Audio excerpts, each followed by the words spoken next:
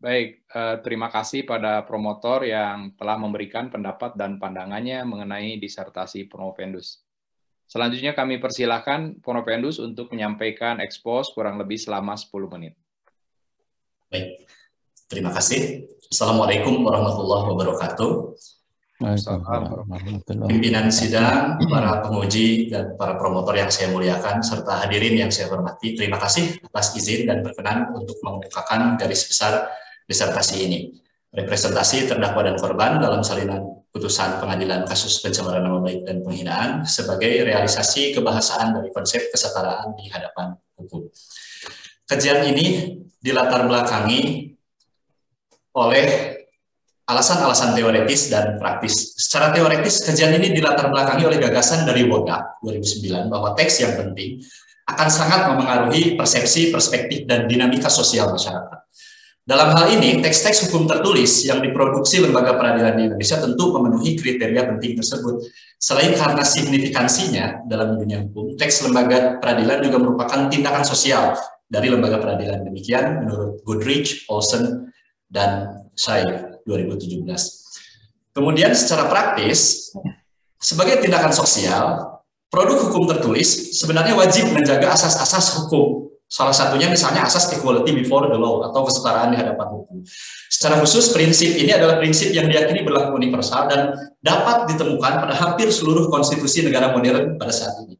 Dalam konstitusi Indonesia, sebagaimana dapat dilihat pada salin dia, prinsip ini ditekankan melalui pasal 27 ayat 1 Undang-Undang Dasar 1945 bahwa semua warga negara bersamaan kedudukannya di dalam hukum.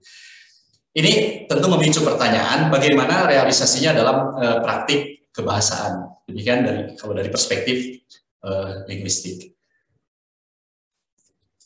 Selanjutnya, kajian ini mencoba menelaah salah satu jenis produk hukum tertulis yang dikeluarkan oleh lembaga peradilan, yakni salinan putusan pengadilan untuk kasus-kasus yang menggunakan bahasa sebagai alat kejahatan, yakni kasus-kasus pencemaran nama baik dan penghinaan.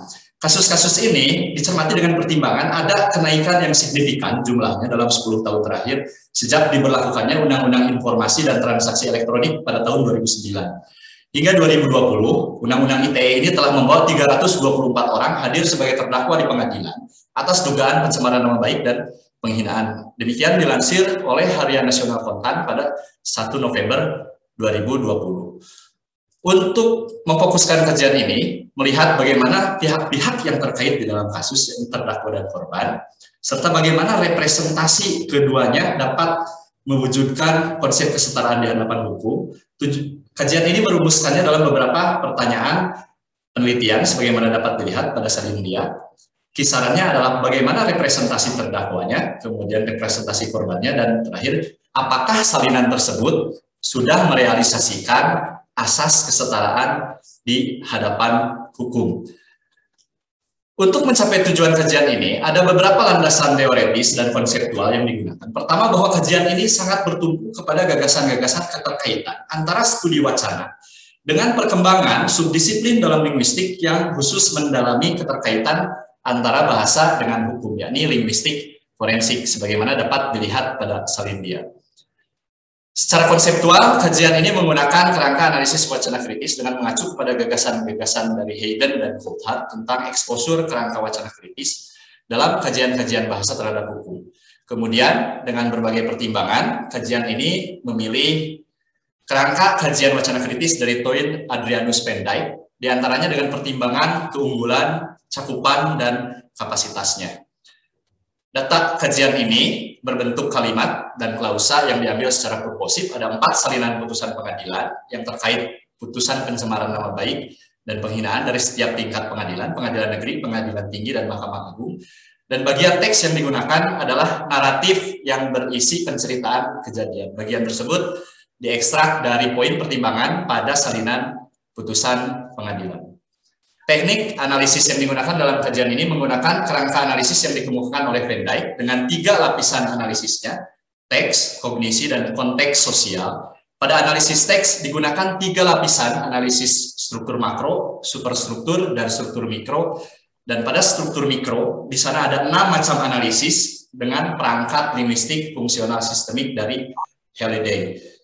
Pada analisis kognisi, data pembahasan dari analisis teks dikaji dengan mempertimbangkan poin pengetahuan, sikap, dan ideologi. Kemudian pada konteks sosial, pada dimensi sosialnya, hasil-hasil analisis dari poin-poin sebelumnya dikaji dengan menggunakan perspektif, situasi sosial, tindakan, dan pelaku.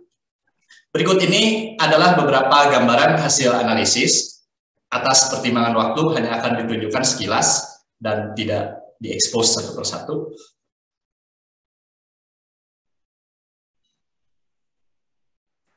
Selanjutnya, ini adalah beberapa temuan utama dari kajian ini. Pertama, pada representasi terdakwa, secara makro ada kecenderungan pengaburan objektivitas dari lembaga peradilan pada proses makrostruktur tingkat pertama. Kemungkinan ini tadinya adalah upaya lembaga peradilan untuk memberikan justifikasi pada putusan yang dijatuhkan pada terdakwa.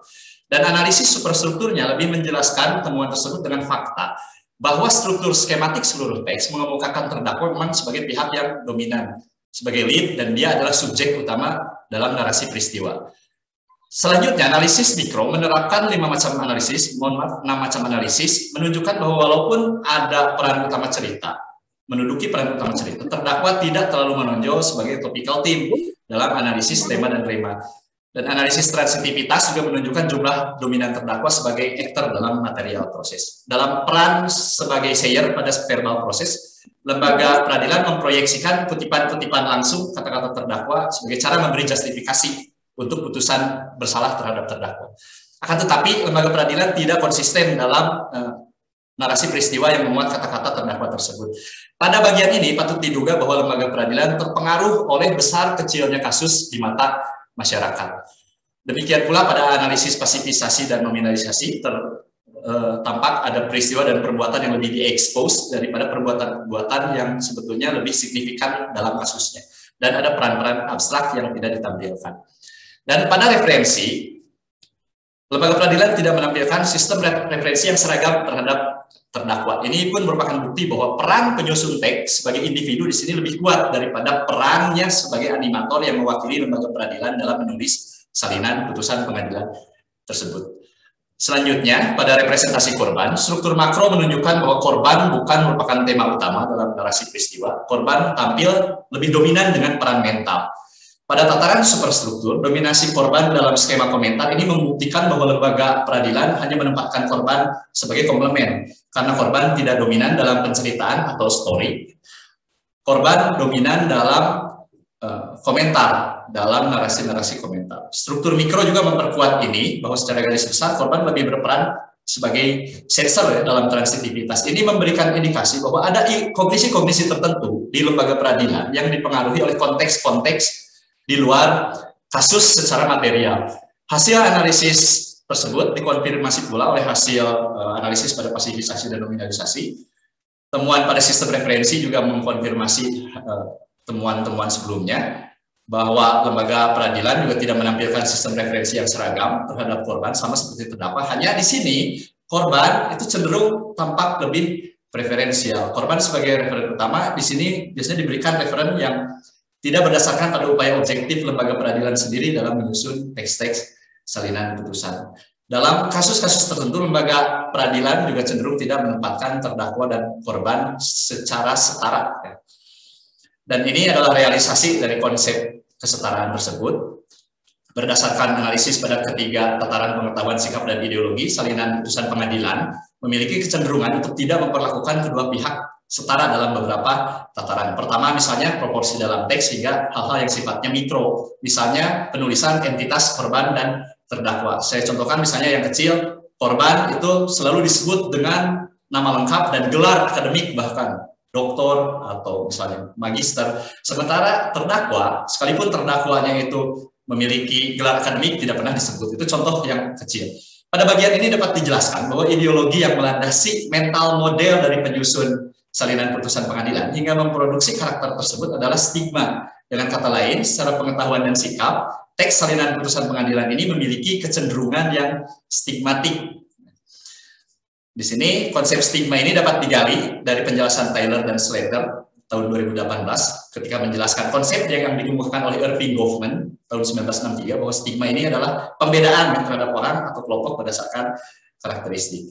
Di sisi lain, Peraturan Mahkamah Agung Nomor 9 Tahun 2017 tentang penyusunan salinan sendiri sebenarnya sangat menekankan agar salinan pada semua tingkatan dibuat dengan diktum-diktum yang menjunjung tinggi proses objektivitas. Dengan demikian, proses penceritaan peristiwa yang menjadi justifikasi pengambilan putusan pengadilan kemudian direalisasikan dalam teks salinan putusan pengadilan. Ini sudah harus merealisasikan asas-asas keadilan dan peradilan seperti asas praduga tak bersalah, presumption of innocence, dan juga asas kesetaraan di hadapan hukum atau equality before the law.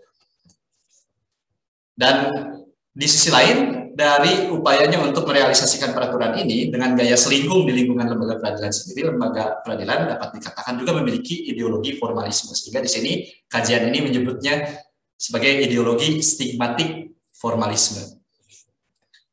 Dan berikut ini adalah simpulan-simpulan dari kajian ini. Pertama, ada 4 istilah kunci yang dapat digunakan untuk menggambarkan representasi terdakwa dalam salinan putusan pengadilan. Dominan, agen utama, lead narasi, objek stigma, dan tanpa rekognisi. Terlepas dari putusan bersalah yang diberikan kepada terdakwa memang bersalah menurut putusan pengadilan. Salinan putusan pengadilan di sini cenderung memberikan stigma dan tidak memberikan rekognisi, terutama untuk status sosial terdakwa. Kedua, 4 istilah kunci untuk korban, komplementer, dia agen suplemen, dia preferensial, dan penerima rekognisi. Dalam salinan, korban hanya menjadi komplemen pada narasi peristiwa. Walau demikian, salinan putusan cenderung menempatkan korban sebagai agen yang preferensial dengan rekognisi sosial yang lebih daripada terdakwa. Ketiga, ideologi dalam salinan putusan pengadilan ini sekali lagi adalah stigmatik formalis. Pengaruh kognitif individual dari penyusun salinan putusan lebih besar daripada aturan-aturan formal yang dikeluarkan oleh Mahkamah Agung melalui Peraturan Nomor 9 Tahun 2017.